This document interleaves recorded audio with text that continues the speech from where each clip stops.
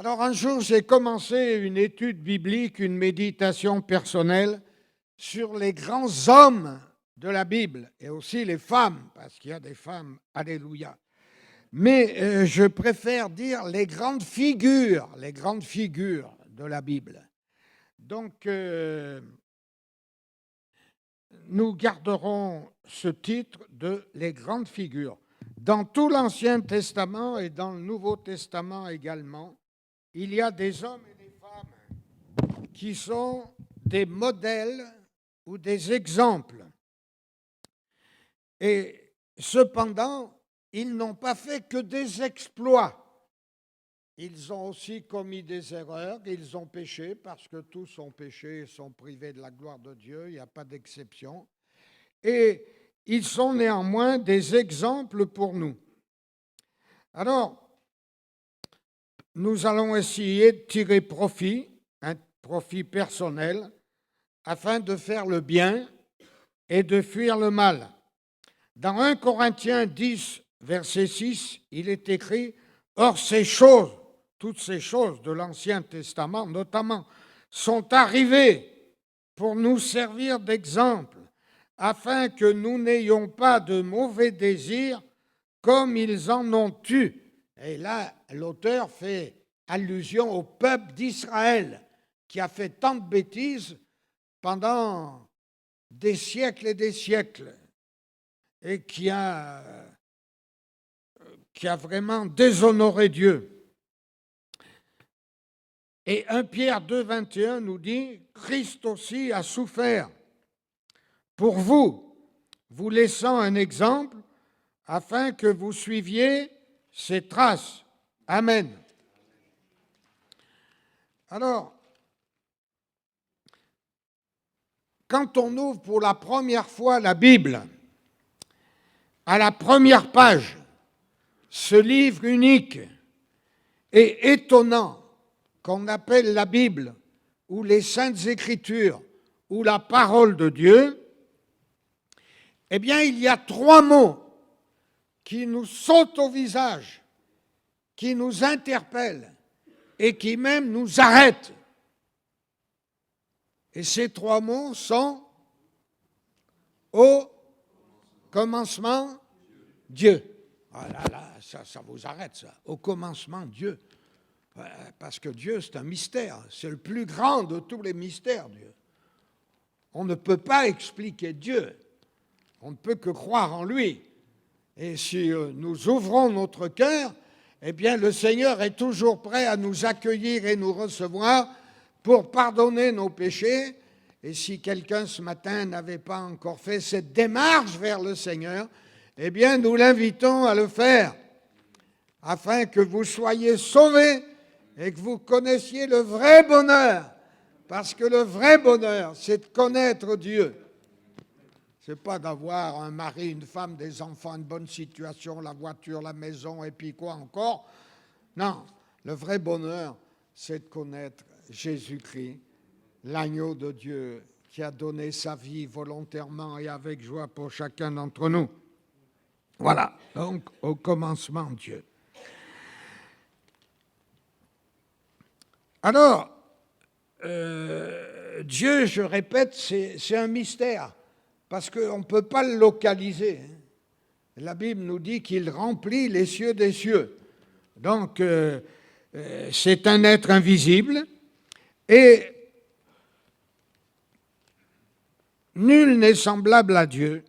Il est unique. Ensuite, il y a un verbe. Après ces 3 mots au commencement Dieu, le verbe c'est créer. Au commencement, Dieu créa.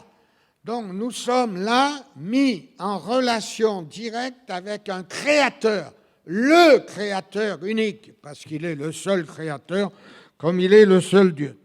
Alors tout ce qui peut exister dans n'importe quel domaine, le visible et l'invisible, tout ce qui existe a été créé par Dieu.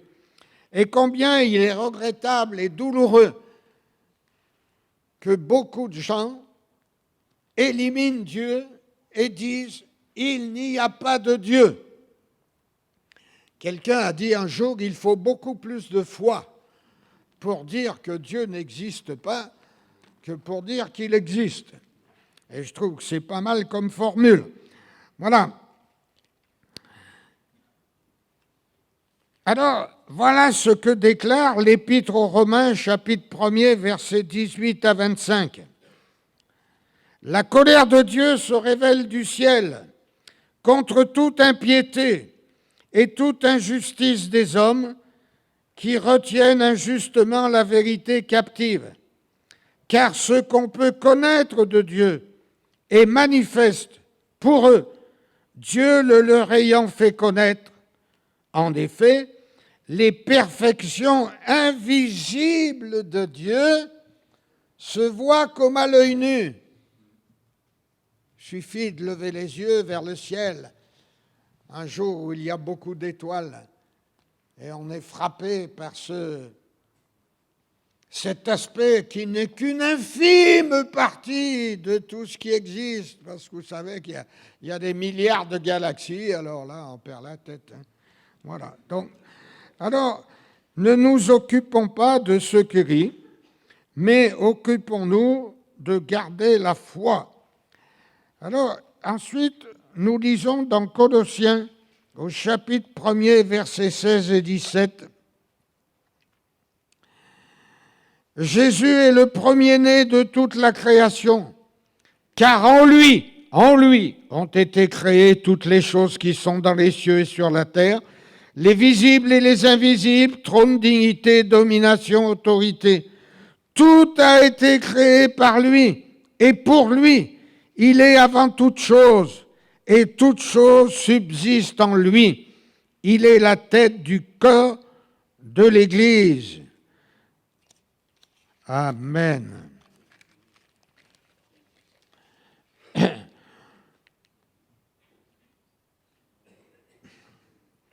Dieu est donc la première figure de la Bible et la plus grande. Et nous ne pouvons le découvrir et le connaître que par une révélation de son esprit.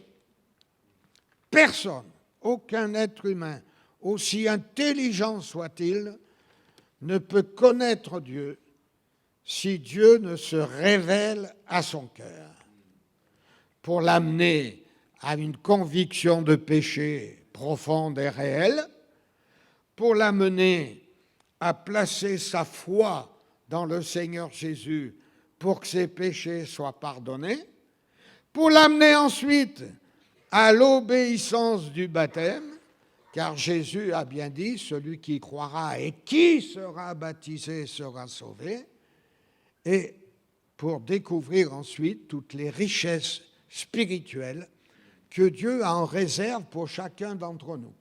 Et vous savez, cet héritage, nous ne pourrons jamais l'épuiser, tellement il est vaste, riche, étendu, merveilleux, divers. Voyez, nous ne sommes qu'au bord. Voilà, c'est très important tout cela. Alors,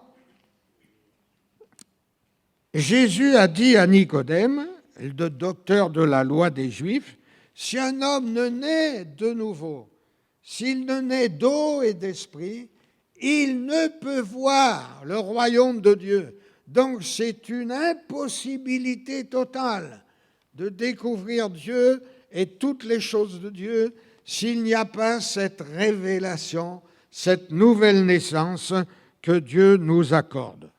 Dans Jean 3,3.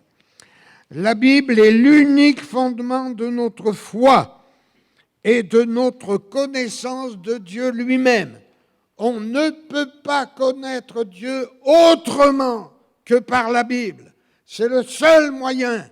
Donc si vous cherchez éventuellement dans toutes sortes de livres, je vous en supplie ce matin, arrêtez, stop. Prenez la Bible en rentrant chez vous et lisez-la. Et lisez-la tous les jours, afin que Dieu puisse vous éclairer et vous amener à cette fameuse repentance et à la foi. Alors, la Bible est l'unique fondement de notre foi, de notre connaissance de Dieu le Créateur et de tout ce qui peut exister. Mais aussi, elle nous raconte en particulier l'histoire d'un peuple à part que Dieu s'est choisi lui-même, Israël. Alléluia. Et ce peuple, eh bien, il a été suivi par l'Église de Jésus-Christ. Et Israël, comme l'Église depuis Jésus-Christ jusqu'à aujourd'hui et jusqu'à son retour, l'Église, c'est donc aussi le peuple de Dieu. Et cette période d'Israël et de l'Église couvre 41 siècles. Et la Bible comporte plusieurs facettes, historiques, prophétiques, didactiques, c'est-à-dire l'enseignement doctrinal, poétique, etc. Et Dieu a créé à son image un premier homme, Adam, qui est le père de tous les humains, de quelque nationalité à laquelle ils appartiennent. Adam, c'est le père de tous les humains, depuis son époque jusqu'à aujourd'hui et jusqu'à ce que le Seigneur revienne. Adam signifie argile ou terre rouge. Dieu a créé Adam à son image, dit l'Écriture, c'est-à-dire saint, S-A-I-N-T, parce que Dieu est sans péché, Dieu est parfait, et il a créé Adam à son image. C'est-à-dire qu'au début, Adam était parfait.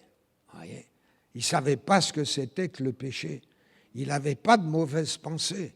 Il n'y avait rien de mal en lui. Voyez, il était saint et pur comme Dieu lui-même. Et ça devait être formidable, cette ambiance intérieure dans son cœur. Voyez, voilà. Et il était pleinement heureux et en paix avec son Créateur et avec lui-même. Au bout d'un certain temps, on ne connaît pas la durée, mais Adam a été seul pendant un certain temps. Et puis, au bout d'un certain temps, voilà, Dieu dit, en Genèse chapitre 2, verset 18, « Il n'est pas bon que l'homme soit seul. Je lui ferai une aide semblable à lui. » Et j'aime beaucoup cette parole de Dieu. La femme, elle est une aide pour l'homme. Elle doit être une aide. Et c'est très important. Alors, Dieu a donc créé la femme à partir d'une côte qu'il a prise à Adam. Pas d'anesthésie, mais il lui a pris une côte sans que ça lui fasse mal. C'est étonnant, oui, quand vous lisez ça, si vous réfléchissez un peu, vous dites, c'est bizarre, vous voyez, il lui a pris une côte, hein, et puis il a créé la femme. Mais c'est comme ça. Voilà, donc on le croit de tout notre cœur, bien évidemment. Il aurait pu, bien sûr, la créer de la même façon qu'il avait créé l'homme. Nous lisons, s'il vous plaît, dans Genèse 2, 21 à 24. « Alors l'Éternel Dieu fit tomber un profond sommeil sur l'homme, qui s'endormit. Il prit une de ses côtes et referma la chair à sa place.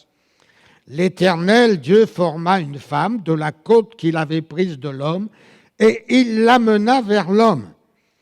Et l'homme dit, « Voici cette fois, ou voici enfin, celle qui est eau de mes eaux, et chair de ma chair.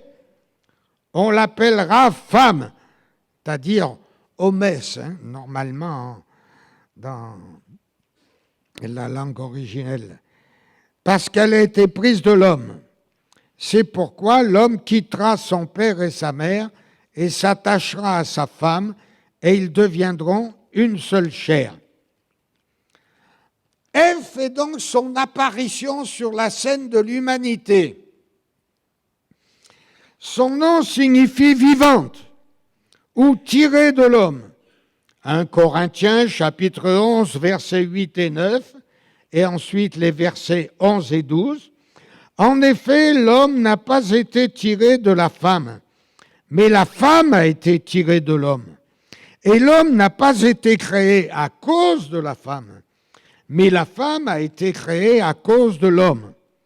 Toutefois, dans le Seigneur, en Christ, pour les chrétiens, la femme n'est point sans l'homme, ni l'homme sans la femme.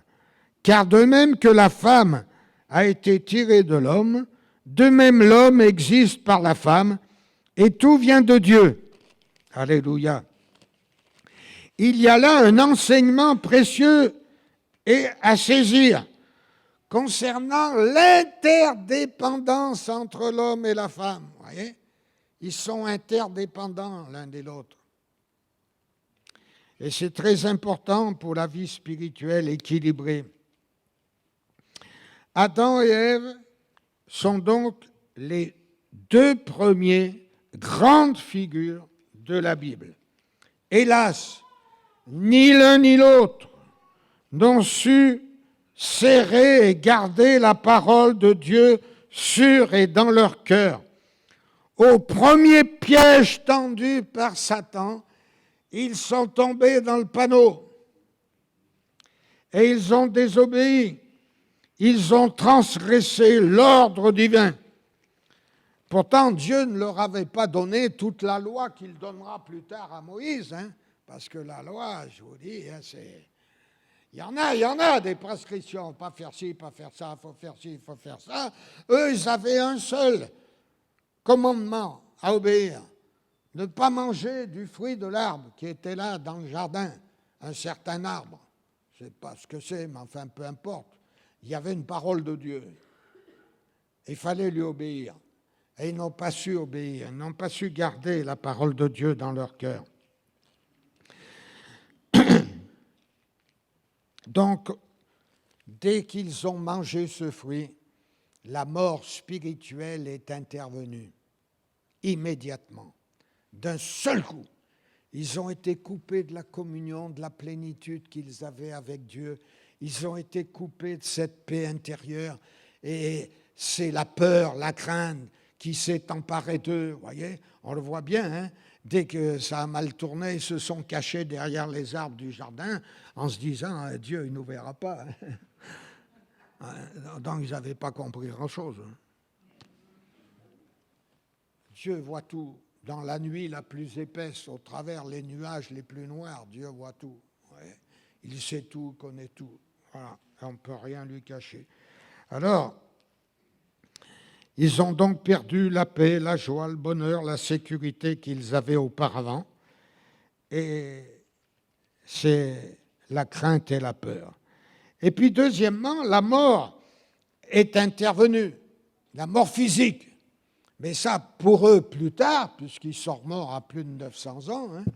Mais la mort est devenue une réalité pour tous les hommes, tous. Et tous les hommes, depuis Adam, sont passés par la mort, sauf Enoch qui a été enlevé, et sauf Élie qui a été aussi enlevé. Voilà. Mais autrement, tout le monde passe par la mort. Et si le Seigneur tarde un peu, eh bien, certains d'entre nous y passeront. Mais la mort n'est plus un épouvantail pour ceux qui ont placé leur confiance en Jésus-Christ. Mais elle est au contraire, elle devient réalité de la présence de Dieu, la présence réelle de Dieu dans son paradis. Amen. Donc Adam et Ève nous ont laissé un bien triste héritage. Le péché et la mort. Ensuite, le livre de la Genèse nous livre la liste des 10 premiers patriarches qui ont contribué à peupler la terre selon l'ordre formel de Dieu. Là. Allez et remplissez la terre. Leur nom à ces patriarches et leur durée de vie nous sont fournis, mais on a peu ou pas de détails sur leur mode d'existence et sur leurs activités. Celui qui est mort le plus jeune, Lémec, est quand même mort à 777 ans. Commence à faire, hein? Un bon bail, 777 ans. Et le plus vieux, Mathusalem, a vécu 969 ans. Nous savons qu'ils étaient tous végétariens. Depuis Adam jusqu'au déluge, tous les hommes étaient végétariens. On le lit. Genèse chapitre 1er, versets 29 et 30. Et Dieu dit, voici, il dit à Adam et Ève, voici, je vous donne toute herbe, portant de la semence, et qui est à la surface de toute la terre, et tout arbre ayant en lui du fruit d'arbre, et portant de la semence, ce sera votre nourriture, et à tout animal de la terre, à tout oiseau du ciel, et à tout ce qui se meut sur la terre, ayant en soi un souffle de vie, je donne toute herbe pour votre nourriture, et cela fut ainsi. Donc l'homme ne sera amené à manger de la viande qu'après le déluge. Et aussi après le déluge, eh bien tous les animaux vont s'entretuer entre eux. Et ça sera la loi du plus fort.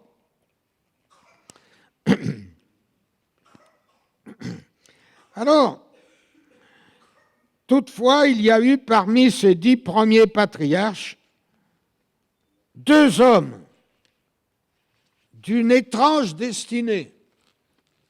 D'abord Enoch, Genèse chapitre 5, versets 21 à 24.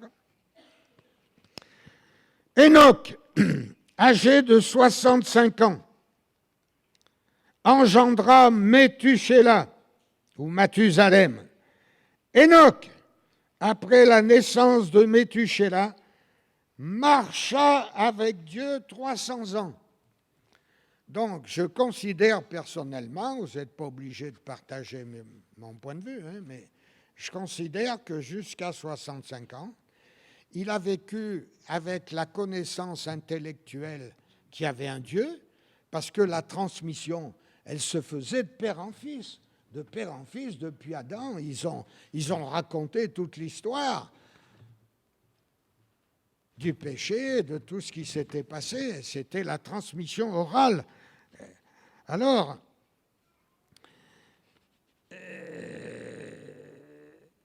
ce brave Enoch, à 65 ans, je considère qu'il a vraiment rencontré Dieu. Et ensuite, il a marché avec Dieu. Il a marché avec Dieu. C'est-à-dire qu'avant, il ne marchait pas avec Dieu. Il vivait comme ça tous les jours. Là, bon, il y a un Dieu. Mon père m'a dit qu'il y a un Dieu. Mon grand-père m'a dit qu'il y avait un Dieu. Bon, mais ça, c'est pas l'expérience du père. C'est pas la rencontre personnelle avec le Seigneur. Vous voyez ? Alors, il a donc vécu comme ça. Et puis, il nous est dit... Donc tous les jours d'Enoch furent de 365 ans. Enoch marcha avec Dieu, mais puis il ne fut plus parce que Dieu le prit. Et dans l'Épître aux Hébreux, chapitre 11, versets 5 et 6, c'est par la foi qu'Enoch fut enlevé pour qu'il ne voie point la mort. Et il ne parut plus parce que Dieu l'avait enlevé, car avant son enlèvement, il avait reçu le témoignage qu'il était agréable à Dieu. Or, sans la foi, il est impossible de lui être agréable, car il faut que celui qui s'approche de Dieu croit que Dieu existe et qu'il est le rémunérateur de ceux qui le cherchent. Bon, excusez-moi. Monsieur Maradan, s'il vous plaît, allez appeler ma fille, qu'elle m'apporte mes lunettes pour le deuxième culte. Merci beaucoup. Excusez-moi. Bon, alors je pense que ces contemporains qui l'ont vu s'en aller au ciel, ouais, ils ont dû être étonnés, stupéfaits. Ils ont dû se dire, mais qu'est-ce que c'est que cette histoire-là? Voilà qu'Enoch, il s'en va. Ils l'ont vu partir comme les apôtres ont vu partir Jésus après sa résurrection, vous voyez. Ils n'avaient jamais vu ça jusqu'à maintenant. Ah ouais, mais avec Dieu, vous voyez, on n'a pas fini de voir des choses extraordinaires. Alors, ils l'ont donc vu partir, et étonnés. Et je pense que les apôtres, c'était pareil, quand Jésus est reparti vers le ciel, ils l'ont regardé, et ils l'ont tellement regardé qu'un ange est venu leur dire, allez, là, il faut vous réveiller un peu, hein, maintenant, il faut travailler. Hein. On n'est pas des rêveurs. Le chrétien, ce n'est pas un contemplatif, ce n'est pas un rêveur, ce n'est pas quelqu'un là qui est là toujours du matin au soir, Seigneur, oui. Oui, tu peux louer le Seigneur dans ton cœur tout en travaillant, mais il n'y a pas besoin d'être dans l'extase, là. Voilà. Je dis toujours, la foi, c'est quelque chose de viril, ouais, c'est quelque chose de fort, c'est pas sentimental. Alors, il a donc marché avec Dieu pendant 300 ans. Quel géant de la foi et quel exemple. Ouais. Nous, quand on a marché 70, 80 ans avec Dieu, on trouve que c'est déjà beaucoup. Hein. Mais lui, il a marché 300 ans. Hein. Et au milieu d'une génération perverse et corrompue. Hein. Alors, il a marché avec Dieu. Alors, qu'est-ce que c'est exactement que marcher avec Dieu, hein? Bon, on parle souvent de marcher avec Dieu. Qu'est-ce que c'est exactement marcher avec Dieu? Eh bien, d'abord, c'est d'abord de croire fermement que Dieu est le seul créateur et que Jésus est l'unique sauveur. Il n'y en a pas d'autre. C'est ça déjà. Et puis ensuite, marcher avec Dieu, eh bien, c'est de lui obéir en ayant de lui une crainte sainte et respectueuse. Non pas peur de Dieu, non pas la peur de Dieu, mais un respect saint. Voilà, une crainte sainte et respectueuse de sa majesté. C'est encore obéir à sa parole et la mettre en pratique. Parce que le véritable christianisme, ça comprend la foi. Donc la foi, c'est un élan du cœur, c'est quelque chose qui est éminemment spirituel, mais aussi avec les œuvres.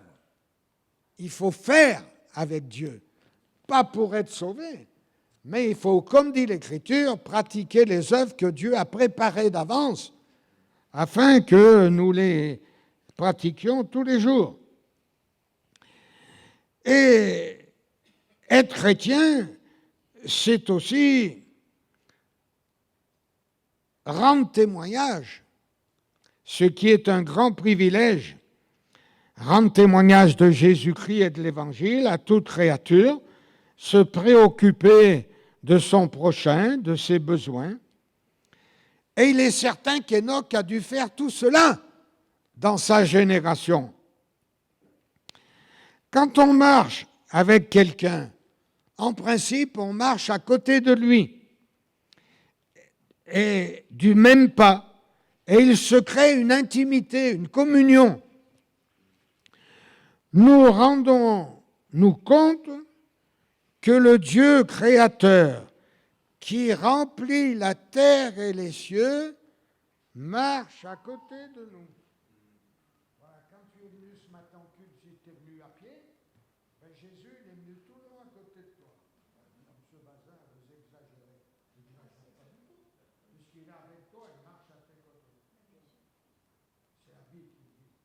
Donc il marche à tes côtés. Si tu es venu en voiture, ben, il est aussi venu avec toi dans la voiture.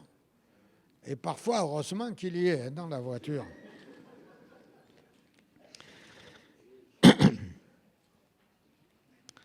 Quand Dieu a ordonné à Moïse de faire sortir son peuple de l'esclavage de l'Égypte, cet homme honnête et vrai devant Dieu, parce que Moïse était un pécheur comme tout le monde, mais c'était un homme qui était droit, honnête, intègre.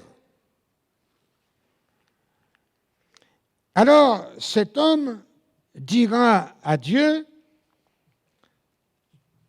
parce qu'il réalisait son incapacité à accomplir la tâche que Dieu lui confiait.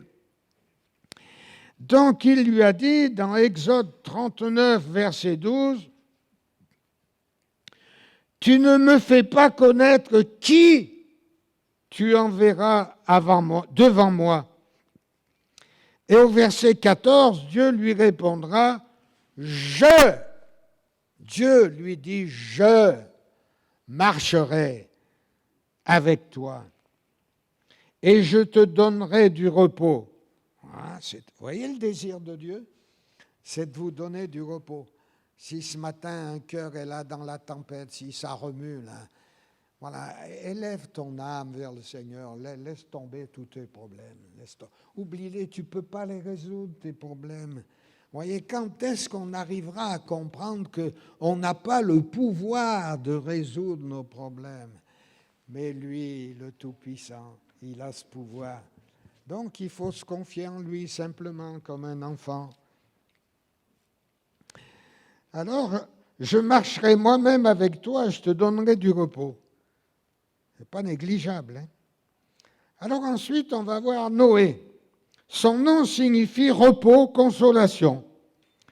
Il est le 10e patriarche depuis Adam, à la rupture de deux mondes, avant le déluge, après le déluge. Lui, il a vécu avant le déluge et après le déluge. Hein? Et Genèse 6,10 déclare « Noé était un homme juste et intègre dans son temps.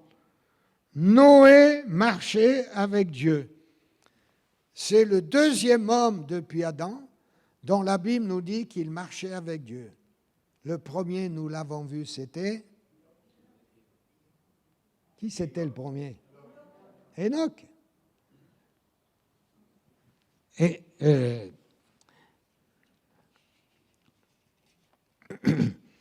maintenant, Noé est un homme qui marche avec Dieu. Mais, au fait, quelle était la couleur du temps de Noé?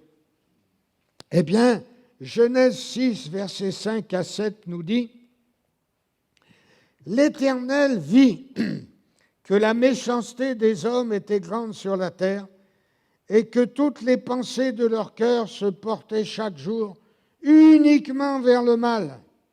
L'Éternel se repentit d'avoir fait l'homme sur la terre, et il fut affligé en son cœur. Et l'Éternel dit, j'exterminerai de la face de la terre l'homme que j'ai créé, depuis l'homme jusqu'au bétail, aux reptiles et aux oiseaux du ciel, car je me repens de les avoir faits. » Voyez, pour que Dieu ait prononcé ces paroles, il faut peser tout ça, il faut aller doucement, il faut réfléchir, il faut méditer, pour que Dieu lui-même, un Dieu si grand, avec une stature formidable, ait prononcé ces paroles, c'est qu'il en avait, j'allais dire, excusez-moi, mais je le dis quand même, il en avait gros sur la patate, hein. Il était vraiment fatigué, Dieu, de voir le comportement des hommes. Ouais. Et Noé est un très bel exemple de ce qu'est la véritable marche avec Dieu, parce qu'il y a en lui la foi et les œuvres. La foi et les œuvres, les actes. Quand Dieu lui a ordonné de construire cet immense bateau qu'on appelle l'Arche de Noé, 150 mètres de long, 25 mètres de large, 15 mètres de haut, ce qui était une folie pour l'époque. C'est une folie de demander à un homme qui n'a pas les instruments dont on dispose aujourd'hui. Hein. Bon, il avait certainement une hache et un marteau, mais la hache, elle devait être vraiment rudimentaire. Hein. Eh bien, cet homme, il a donc obéi, il a agi. En Genèse 6, 22 et Genèse 7, verset 5, il est écrit à 2 reprises et au mot à mot la même phrase, 2 fois, en quelques versets. Noé exécuta tout ce que Dieu lui avait ordonné. Il n'a pas exécuté à 50%. Il n'a pas exécuté à 98%. Il a exécuté à 100% ce que Dieu lui avait ordonné. C'est-à-dire qu'il était très respectueux de la parole de Dieu, et cela doit aussi nous inciter, nous aider à respecter nous-mêmes la parole de Dieu et ce que Dieu nous demande. On ne sait pas quel âge avait Noé quand Dieu lui a ordonné de construire ce bateau. On sait seulement qu'il avait 500 ans quand il engendra ses 3 fils, Sem, Cham et Japheth, Genèse 5, 32 et Genèse 6, 10. Et quand Dieu ajoute dans le verset 18 du chapitre 6, « Tu entreras dans l'arche, toi, tes fils, ta femme, les femmes de tes fils. » Ces 3 fils, ils avaient au moins 20 ans ou 30 ans. Hein, parce que Dieu leur donne d'entrer dans l'arche avec eux, avant qu'ils commencent à la construire. Donc, ils avaient au moins 20 ou 30 ans. Alors, peut-être que la construction de l'arche a duré 70, 80 ans, je ne peux pas vous le dire, puisque ce n'est pas écrit. J'ai entendu dire, je ne sais pas combien de fois, que la construction de l'arche avait duré 120 ans. Je ne sais pas, celui qui a dit ça le premier et tous ceux qui l'ont répété, où ils ont pris leur source, mais en tout cas pas dans la Bible. Ouais, pas dans la Bible. Parce que la Bible ne nous dit pas combien de temps exactement a duré la construction de l'arche. Enfin, c'est un travail colossal, gigantesque, vous voyez. Et bien sûr, c'est important. Peut-être donc, je dis, 70 ou 80 ans. Alors, quand on additionne les âges de tous les hommes qui ont vécu depuis Adam jusqu'à Noé, on s'aperçoit avec certitude que le déluge a eu lieu en 1656 après Adam. 1656 après Adam. Et que Lémec est mort 5 ans avant le déluge. Dieu a donc procédé à une extermination totale de l'humanité de cette époque, sauf donc 8 personnes, comme on l'a vu, Noé, sa femme, les 3 fils et les 3 belles-filles.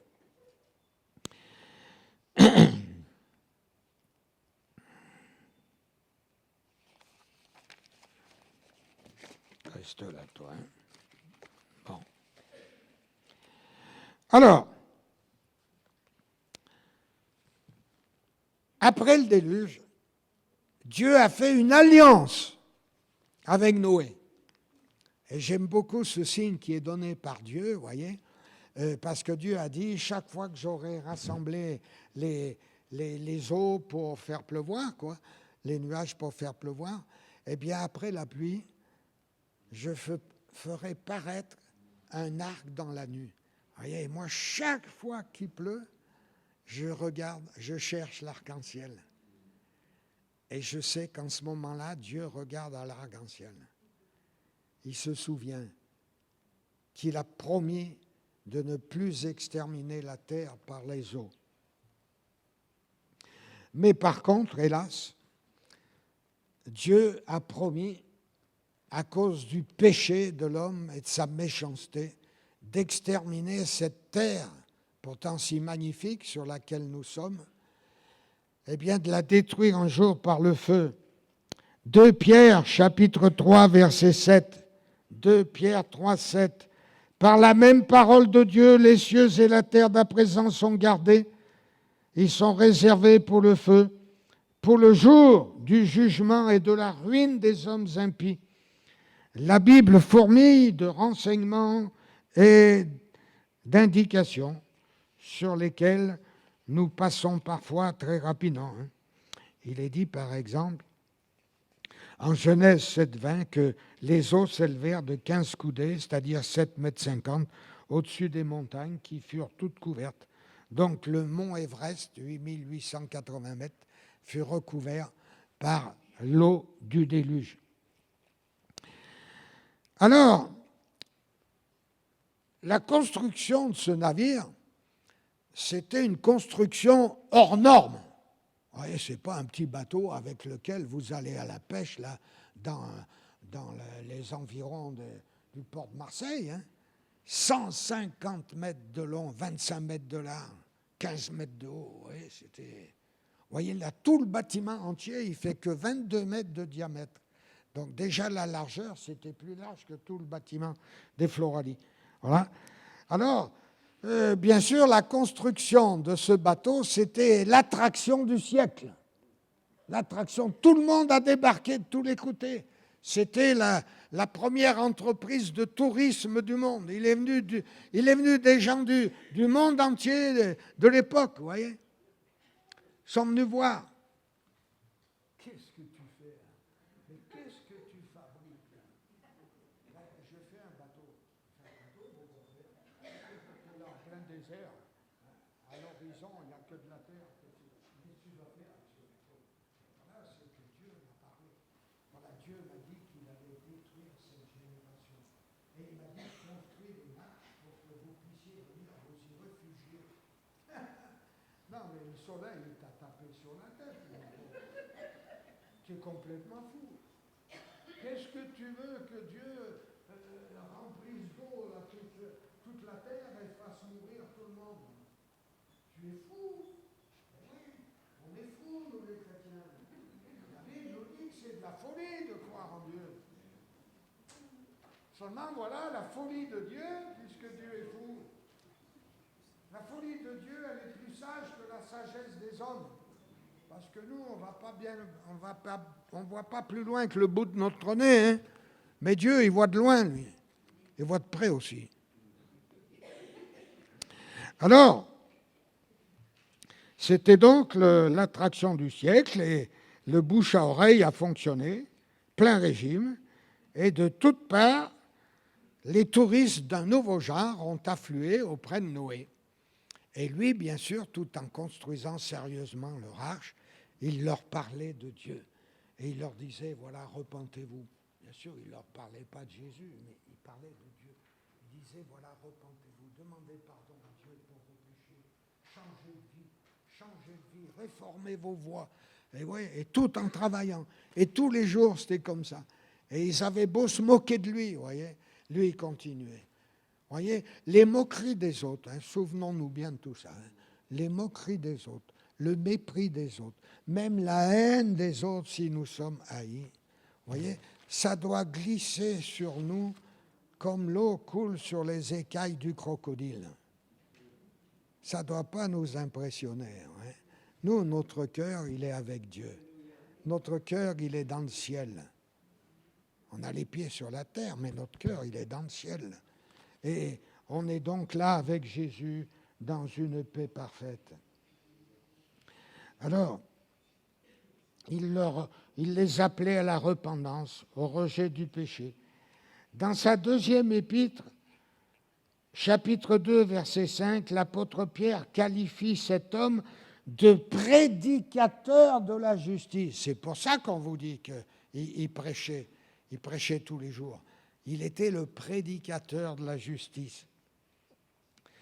Mais hélas, on est obligé de constater que pas un seul individu de sa génération n'a accepté son message, puisque tous ont péri noyés, sauf donc sa femme, ses 3 fils, ses 3 belles-filles. Bon, alors cette absence de résultat à la prédication de Noé, loin de nous décourager, en disant en plus que c'est comme ça, personne ne se convertit, les gens ils sont insensibles, ils s'en fichent complètement, hein. Alors je ne rends plus de témoignages. Après tout, hein, c'est leur choix. Non, pas parler comme ça, pas du tout. Il faut continuer à rendre témoignage jusqu'à la fin, comme ont fait les apôtres. Alors, un jour, justement, les apôtres ont dit à Jésus, dans l'évangile de Matthieu, chapitre 19, versets 25-26, « Qui peut donc être sauvé ?» Ouais, ça les tourmentait, cette question. Qui peut être sauvé? Comment peut-on être sauvé? Alors, Jésus leur répondra, « Aux hommes, cela est impossible, mais à Dieu, tout est possible. » Alléluia. Hein? C'est dans Matthieu 19, 25, 26. Alors maintenant, on passe à un cinquième individu après Adam, c'est Abraham. Abraham. Vers l'an 2000 environ après Adam, donc 4000 ans par rapport à nous, Dieu appela un homme chaldéen du nom d'Abraham, signifiant Père élevé, Genèse 12, 1. Il lui dit, « Va-t'en de ton pays et de ta patrie et de la maison de ton père. » C'est-à-dire que Dieu exige une rupture nette et précise avec notre vie passée, pas avec la famille. On ne doit pas être fâché avec la famille parce qu'on se convertit à Jésus-Christ ou ne plus leur parler parce que maintenant, on est saints. Hein, eux, c'est des impurs. Non, c'est pas ça. Au contraire, on doit les aimer et dire, voilà, il faut que je les attire vers Jésus, il faut qu'ils soient sauvés eux aussi. Mais c'est une rupture quand même nette et précise pour qui veut suivre Jésus. Et ça implique immédiatement une marche par la foi. Par la foi. Car Dieu n'a pas dit à Abraham où il lui demandait d'aller. Mais il lui a dit, va dans le pays que je te montrerai. Donc plus tard, je te montrerai plus tard. Pour le moment, tu pars. Tu quittes ton pays, ta famille, et tu vas vers l'endroit où je vais t'emmener. Vous voyez ? Et Dieu nous emmène tous les jours de notre vie, par toutes sortes de circonstances, à notre travail, à la maison, dans la rue, etc. Dieu nous conduit si nous croyons qu'il est vraiment notre guide et notre conducteur. Eh bien, il nous conduit. Et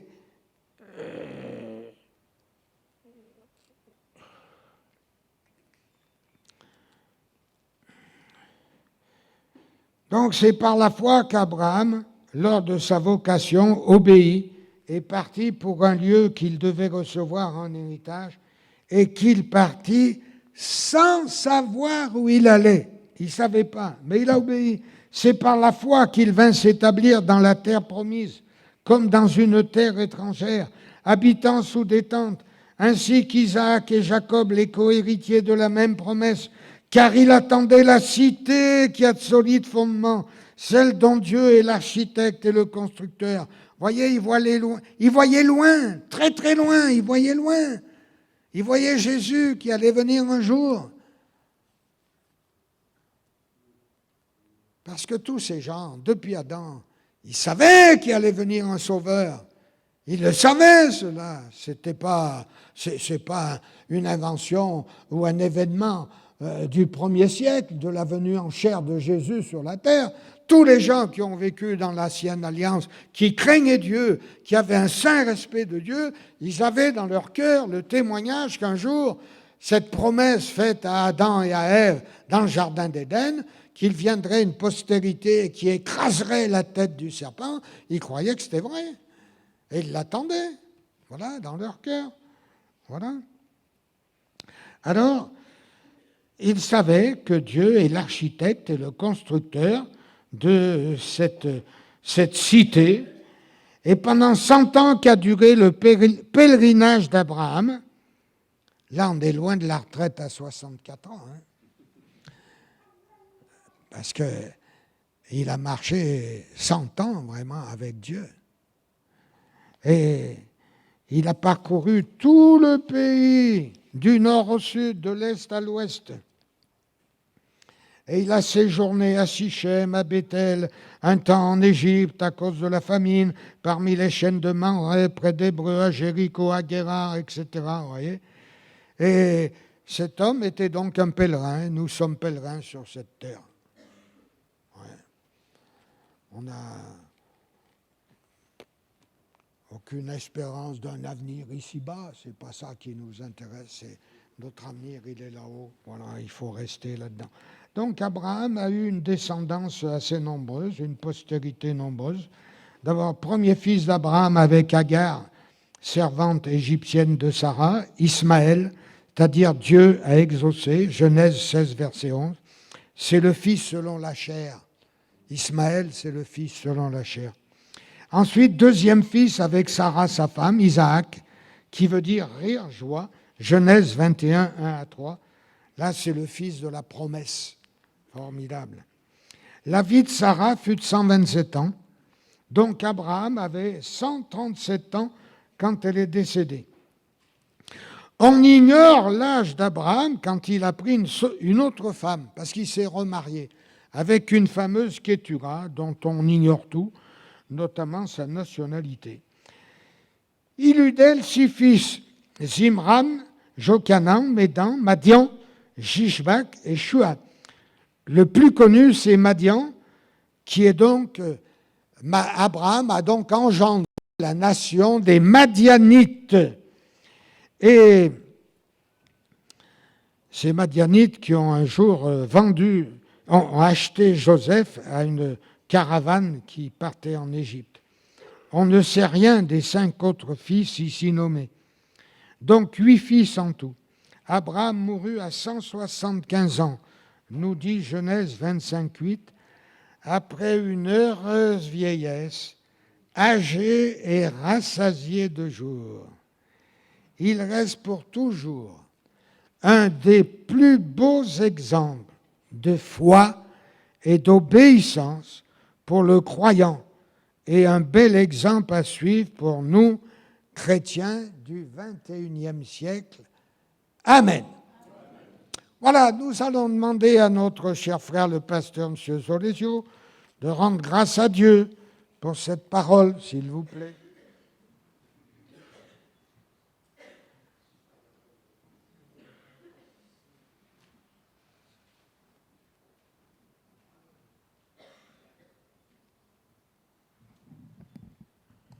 Voilà, mes frères et sœurs, on pourrait peut-être se lever, hein, et puis on va rendre grâce au Seigneur. Dieu est merveilleux parce que dans sa parole, il nous dit juste ce qui est nécessaire pour que notre foi grandisse. Il y a des tas de détails qu'on ne connaît pas, mais ce qui est nécessaire, il nous le dit. Alors que le Seigneur nous rende attentifs aux détails de sa parole. On va rendre grâce au Seigneur. Seigneur, nous te rendons grâce. Merci parce que tu es bon, parce que ta volonté, c'est de faire du bien à l'homme. C'est ta créature. Nous sommes ta créature et tu veux le bien de l'homme. Seigneur, merci pour ta parole qui nous montre que ta volonté est sans cesse de sauver l'homme. Tu as donné à un homme de construire une arche, mais ensuite, Seigneur, tu as envoyé ton propre Fils pour sauver les hommes. Merci, mon Seigneur. Merci de ce que tu nous as rendus sensibles à ta voix, sensibles à ton esprit, et de ce que aujourd'hui, les uns et les autres, nous sommes entrés dans le salut. Que ton nom soit béni, Seigneur. Veuille, je te prie, dans ta grâce, nous raccompagner les uns et les autres et garder nos cœurs tournés vers toi dans la foi et dans l'attente de ce jour merveilleux où nous serons avec toi pour l'éternité. Que ton nom soit béni. Amen.